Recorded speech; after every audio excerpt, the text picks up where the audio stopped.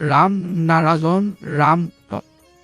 গৌৰ কৰা উচিত যে যদি আকাশত অগণতৰা নাথাকে তেন্তে আকাশৰ কি হ'ব সূৰ্য আৰু আকাশৰ বতাহ পৃথিৱী কেতিয়াও ক'ব নাজাজল যে সকলো মানুহ মোৰ দাস যেতিয়া পৰিসৰ চৰকাৰ লোকেৰ বাবে প্ৰকৃতিৰ বিষয়ে নুবুজায় তেতিয়া কিমান মানুহ বুজিব পাৰে যে প্ৰকৃতি কি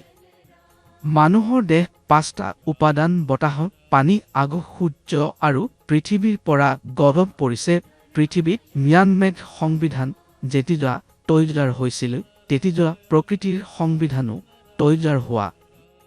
উচিত আছিল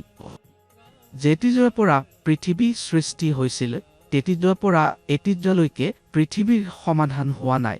যিসকল মানুহে খাৰাপ কাম কৰিছে সিহঁতক সঠিক পথ দেখুৱাটো আমাৰ ধৰ্ম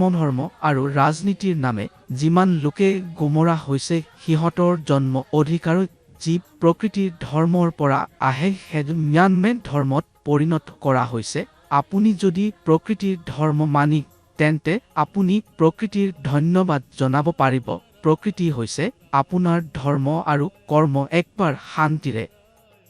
বহি চিন্তা কৰক যে আপুনি প্ৰকৃতিৰ পৰা কি পাইছে যদি আপুনি প্ৰকৃতিৰ ধৰ্ম অনুসৰণ কৰে তেন্তে আপোনাৰ কি লাভ হৈছে আৰু কি লাভ নহ'ব সেয়া আপুনি সোনকালে বুজি পাব প্ৰকৃতিকে সোনকালে কোনো এজন মানুহ বুজাই নোৱাৰিব জীৱনৰ সঠিকতা যি আছে সেয়া লোকে মন নাইব লাগিব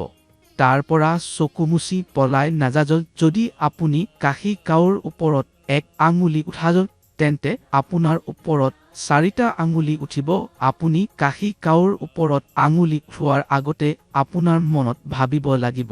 যে আপোনাৰ ফালে 4টা আঙুলি উঠিছে